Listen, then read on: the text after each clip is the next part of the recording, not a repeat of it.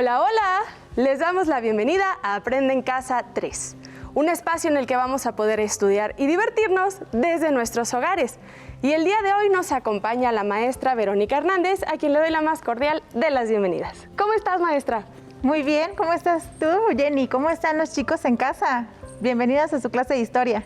Vamos a tener el gusto de estar con ustedes en esta clase de historia de sexto grado. ¿Ya están listos? Vamos con Ajo Listo para que nos dé un consejo sobre cómo cuidar nuestra salud. ¡Hola! Vamos a ver el siguiente video. Buenas prácticas para seguir adelante. Como todos sabemos, la COVID-19 es una enfermedad que se contagia muy fácilmente entre las personas. Por eso hay que continuar cuidándonos siguiendo las buenas prácticas que ya todos conocemos para evitar contagiarnos.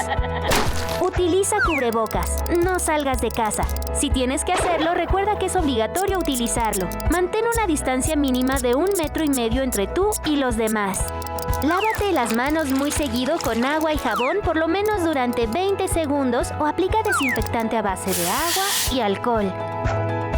Desinfecta las superficies de los objetos que más utilizas, también las cosas que compres en la tienda o en el supermercado. Sigamos luchando juntos contra este virus, cuidándonos los unos a los otros.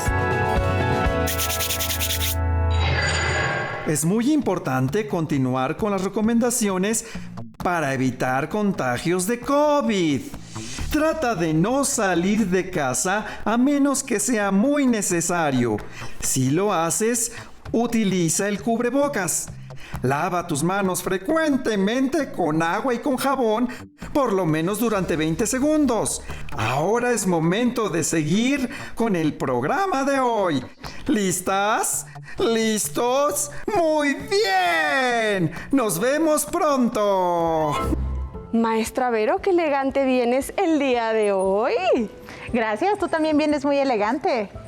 Hoy quise que nos vistiéramos con un kimono tradicional japonés, porque, bueno, vamos a tratar la clase sobre Japón.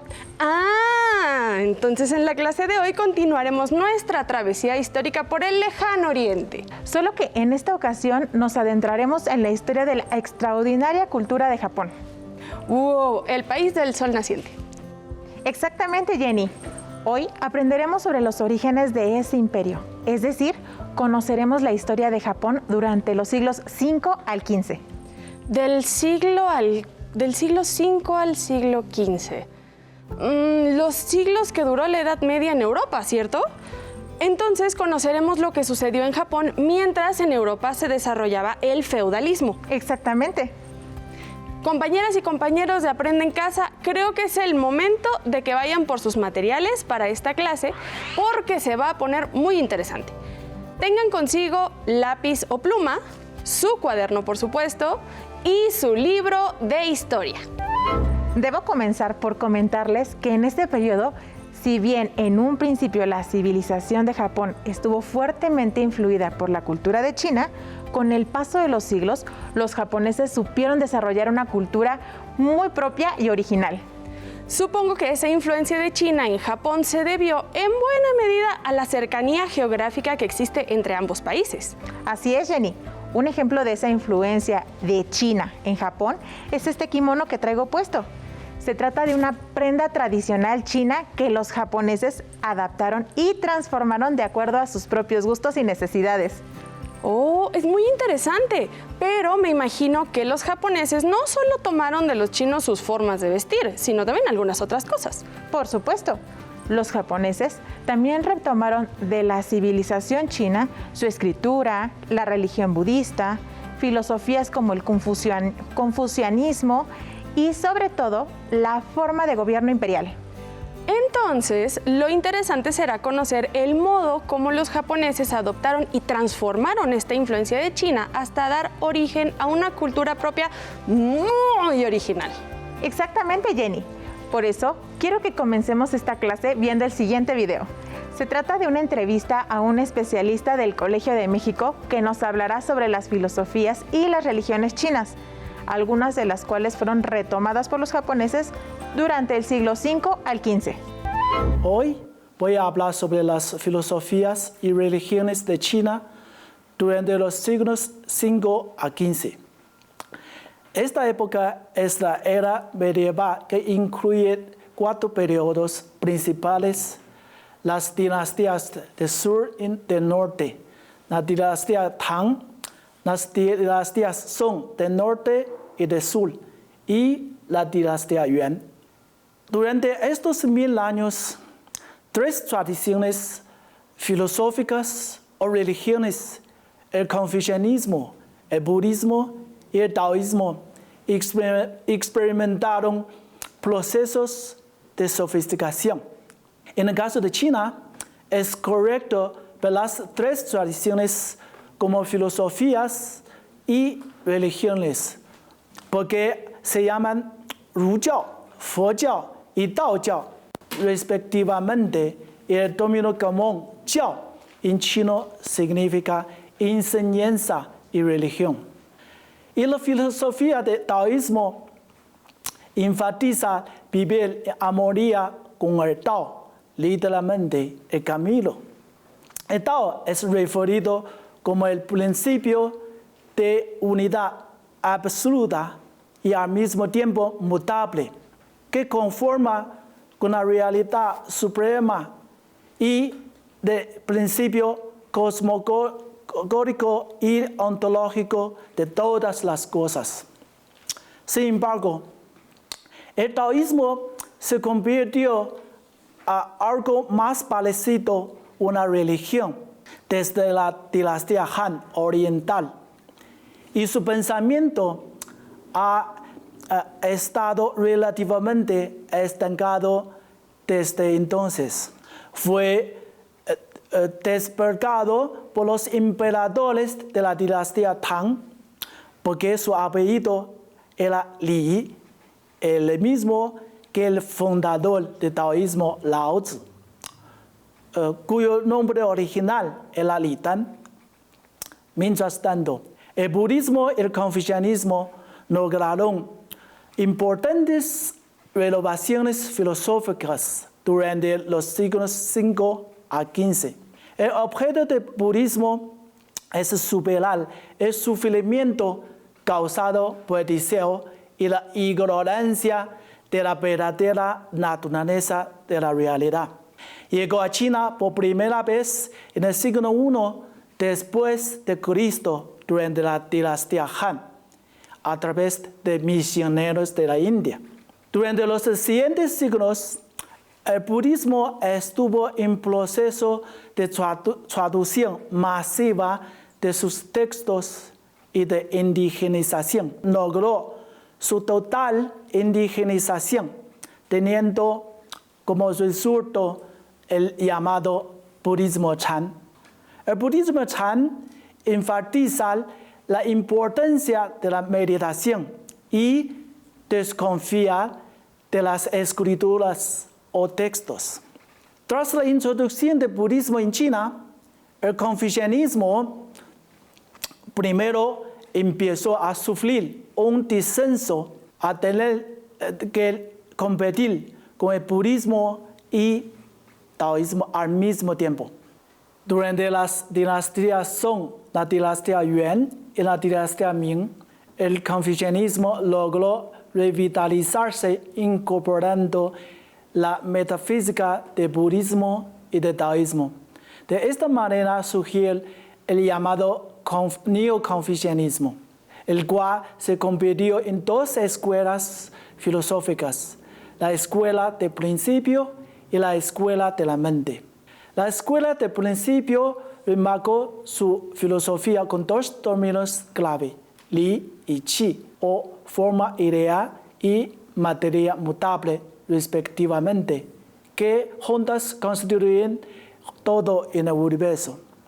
Mientras tanto, según la escuela de la mente, no hay dualidad entre mente y realidad, o entre sujeto y objeto. Esta escuela es especialmente reconocida por su máxima unidad de conocimiento y acción, 知行合一, que fue redactado por Wang Yangming. ¡Qué interesante cápsula! Ahora ya sé que el confucianismo, el taoísmo y el budismo fueron filosofías, religiones que se desarrollaron en China durante los siglos V al XV. Veo que pusiste mucha atención, Jenny. ¿Y ustedes, alumnas y alumnos en casa, recuerdan qué proponían cada una de estas filosofías, religiones? Pues, por lo que dijo el especialista, el taoísmo enfatiza la armonía con el Tao, que es la unidad absoluta e inmutable que conforma la realidad suprema de todas las cosas. El budismo busca superar el sufrimiento causado por el deseo y la ignorancia, y el confucianismo es una filosofía religión que, entre otras cosas, planteaba la relación entre forma-idea, sujeto-objeto, conocimiento y acción. Excelente, Jenny. Como veremos en esta clase, tanto el budismo como el confucianismo fueron filosofías, religiones que los japoneses tomaron de los chinos y las utilizaron para darle forma a su propio imperio. Pero no nos adelantemos. Sí, maestra Vero, no se adelante, vayamos por partes. ¿Qué te parece si comenzamos por ubicarnos primero en el espacio? A ver dónde queda exactamente Japón. Tienes razón, Jenny. Y mira, para que mi exposición sea más ordenada, te propongo que vayamos armando un cuadro sinóptico en el que anotemos los aspectos más relevantes de la civilización japonesa, tales como localización, organización, política y social, aportaciones, religión y expresiones culturales y artísticas. Empecemos por su localización.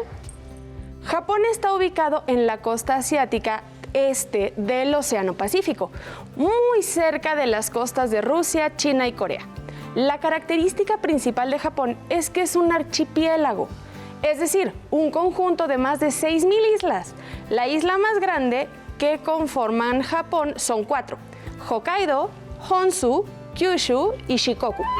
Precisamente por ser un conjunto de islas, la historia de Japón es muy peculiar. Por un lado, es un país que logró mantenerse a salvo de invasiones de los pueblos nómadas de Manchuria y lo que hoy es Mongolia, que atacaron imperios como el chino. Pero por otro, es un país que se mantuvo por mucho tiempo aislado del mundo. Alumnas y alumnos en casa pueden comenzar a llenar su cuadro sinóptico anotando lo siguiente: civilización japonesa, localización, conjunto de islas ubicados en la costa asiática este del Océano Pacífico, muy cerca de China, Corea y Rusia. Muy bien, Jenny, prosigamos. A partir del siglo IV, es decir, por ahí del año 300 después de Cristo, podemos decir que comenzó la historia de la conformación de la civilización japonesa. A partir de ese siglo, se hace evidente la paulatina conformación de una organización política cada vez más compleja, el crecimiento de una sociedad japonesa cada vez más estratificada y el desarrollo de sistemas de escritura y de creencias cada vez más acabados. Para entender mejor este proceso, los historiadores hablan de 3 grandes etapas en la historia de la civilización japonesa durante los siglos IV al XV. La etapa del estado Yamato, que va desde el siglo IV al siglo VII, la era Heian, que va desde el siglo VIII hasta el siglo XI, y la era de los shogunes, que va del siglo XII al siglo XV. Compañeras y compañeros, esto considero que hay que anotarlo en nuestros cuadros sinópticos, en el apartado correspondiente a organización política y social, para que nos quede algo así. Ahora, maestra, díganos cuáles fueron las principales características de cada una de estas etapas. Bueno, la etapa del estado Yamato es una parte de la historia japonesa que se desarrolla entre los siglos IV al VII. Durante estos siglos, la agricultura, sobre todo el cultivo de arroz, se consolidó, sobre todo en la parte sur del archipiélago. Gracias al excedente agrícola, el estado Yamato comenzó a crecer y a crecer. De ser un pequeño reino, pasó a convertirse en un estado que se expandía paulatinamente por las otras islas de Japón, teniendo un mayor control político y económico sobre sus pobladores. Porque otra característica del estado Yamato es que su sociedad se volvió cada vez más compleja y estratificada, quedando conformada por 3 estratos principales: los Oji, clanes familiares que constituían la clase dirigente del Estado. Los B, servidores de los Oji, que se agrupaban y distinguían según su actividad laboral. Campesinos, pescadores, ceramistas y fabricantes de arcos. Los Yatsuko, funcionarios que pertenecían al Estado y no disfrutaban de libertad personal. Durante la etapa del Estado Yamato, los contactos con el continente asiático fueron muy intensos. Tuvieron un papel determinante en la evolución tecnológica, económica, social, política, cultural y religiosa de Japón. Los clanes dirigentes del Estado Yamato fomentaron sobre todo los intercambios con China y Corea, lo que permitió la entrada a Japón del budismo. ¡Claro! El budismo, esa filosofía religión de la que nos habló el especialista en la cápsula. Sí, muchos miembros de los clanes dirigentes adoptaron el budismo como su religión, lo que supuso una fuerte competencia con la religión que ya existía en Japón desde mucho tiempo atrás, el Shinto o sintoísmo, religión dedicada a rendir culto a los espíritus de la naturaleza y venerar a sus ancestros. Compañeras y compañeros, creo que esta información habría también que anotarla desde ya en nuestro cuadro sinóptico, en el apartado correspondiente a religión. Podemos poner algo así sobre las dos religiones imperantes de la civilización japonesa. Religión Shinto, dedicada a rendir culto a los espíritus de la naturaleza y venerar a los ancestros. Y budismo, enfocada a superar el sufrimiento causado por el deseo y la ignorancia. Habría que agregar que los japoneses no solo adaptaron de los chinos la religión budista, sino que también es muy notable la influencia de China en la escritura, la arquitectura y el modelo político del Imperio chino, que quisieron adoptar, lo que nos lleva a hablar de la segunda era en la historia de la civilización japonesa. ¿Te refieres a la era Heian? Exactamente. Ante el inminente declive del Estado Yamato durante el siglo VII, se intentó dar mayor poder y realce a una nueva figura gobernante, el emperador, lo que trajo cambios importantes en la estructura política de la sociedad japonesa. Siguiendo el modelo de China, los japoneses se esforzaron por establecer un imperio centralizado y fuerte, capaz de controlar a una mayor población y un mayor territorio. El primer emperador de esta nueva era del imperio japonés se considera que fue Kanmuteno.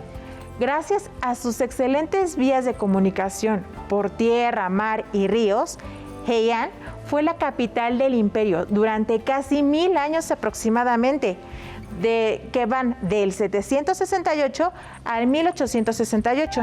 Ahora bien, al igual que los chinos, los japoneses consideraron su emperador hijo del cielo y el padre de la tierra. Al menos así quedó establecido en la primera constitución de la historia japonesa, redactada hacia el año 604 por el regente, el príncipe Shotoku. El regente Shotoku, ¿y él quién era? Es que era uno de los tantos ministros que gobernaban el imperio, porque hay que entender algo. Aunque el emperador era la máxima autoridad del imperio, el padre de todos sus súbditos siempre estaba acompañado y asesorado por una aristocracia, de la que salían los principales funcionarios del imperio, es decir, los regentes y gobernantes encargados de las funciones cotidianas del Estado. No, pues sin duda estamos ya ante una sociedad sumamente compleja y estratificada. Así es. Y dentro de esta sociedad también existió un sector que no he mencionado aún, pero el cual cobró vital importancia durante la última etapa de la historia japonesa, a la que me referiré. Se trata de la clase guerrera del imperio. Comenzó a conformarse del siglo VIII, cuando se le encomendó el mantenimiento de un imperio japonés que, pese a todos los esfuerzos, estaba fragmentado geográficamente. En sus inicios, se trataba de una clase guerrera, formada por guerreros montados a caballo, que procedían de las clases nobles locales.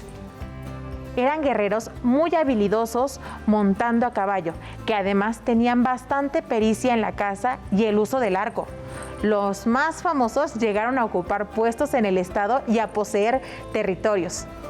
Con el tiempo, Estos guerreros y los señores terratenientes para los que trabajaban adquirían tanto poder en las dinastías, provincias del Imperio japonés, que acabaron por protagonizar las grandes luchas por el control del territorio que marcaron el fin del periodo Heian y el inicio de una nueva era. La era de los shogunes. ¿Correcto, Jenny? Recibió este nombre porque se trató de un periodo de la historia japonesa en la que el poder político, económico y social recayó en jefes militares, que a su vez tenían bajo su control a señores terratenientes, que se dividían la defensa y el control del territorio japonés con ayuda de los samuráis. Durante la era de los shogunes, se registró un avance considerable en las técnicas de explotación agrícola. Se introdujeron nuevas variedades de arroz a Japón. Se desarrollaron las artes como el teatro, la poesía, la caligrafía y se favoreció el intercambio comercial en todos los territorios del archipiélago. Gracias a este intercambio comercial, el uso de monedas de oro, plata y cobre se volvió cada vez más frecuente en Japón, hasta convertirse en uno de los grandes adelantos del periodo. Así es. Considero que con esto último que acabas de mencionar, Jenny, podemos concluir nuestro cuadro sinóptico, anotando en aportaciones de las civilizaciones japonesas lo siguiente: el uso de las monedas, el desarrollo de las tecnologías para trabajar el acero, que se utilizaban en la fabricación de espadas, katanas, el desarrollo de las artes como la poesía, la música, el teatro y la fabricación de cerámica de porcelana. Muy bien, de todo esto hemos concluido nuestro cuadro sinóptico y nuestra clase de hoy. Por hoy hemos terminado con Japón durante la Edad Media de historia de sexto grado y espero lo hayan disfrutado tanto como nosotras.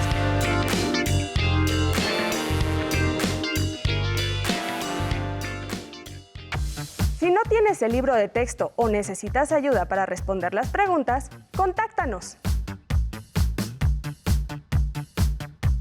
Para solicitar apoyo pedagógico, comunícate con maestras y maestros de lunes a viernes de 8 a 20 horas al teléfono 55 41 72 04 13 con 100 líneas. También puedes encontrar los libros de texto en la página conaliteg.sep.gov.mx. Si quieres volver a ver los programas de Aprende en Casa, los puedes encontrar en la siguiente liga: aprendeencasa.sep.gov.mx.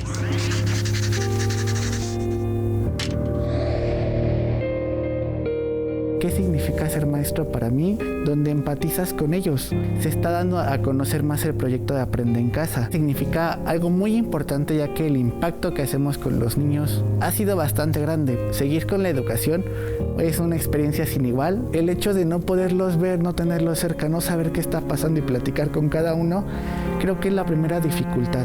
Habilidades que he desarrollado durante esta nueva forma de enseñanza, la expresión corporal ha mejorado mucho para poderle dar ese toque o esa chispa a las clases. ¿Qué es lo que más extraño de las clases presenciales? Que te saludaran a la entrada, se despidieran con gusto, ese lazo que creabas con ellos es una de las cosas que más extraño. Espero regresar con mucho gusto y así podemos diversificar hacia más niños, más estrategias. La experiencia de pertenecer a Aprende en Casa es maravillosa.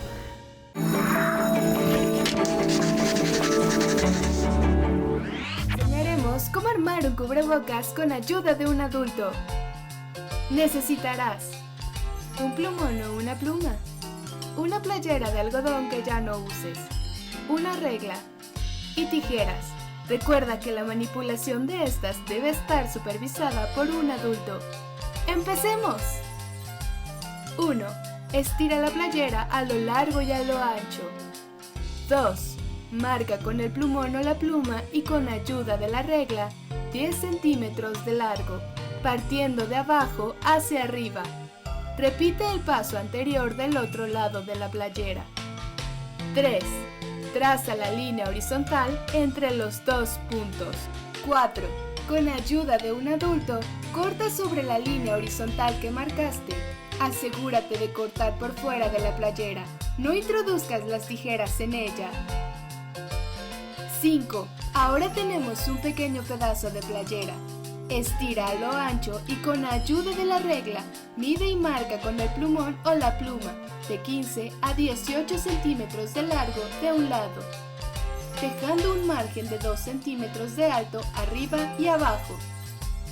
6. Nuevamente pide ayuda a un adulto para recortar las líneas marcadas. ¡Listo! Ya tienes un cubrebocas con 2 pares de cuerdas. Para colocártelo, deberás amarrar las cuerdas sobre tu cabeza y alrededor de tu cuello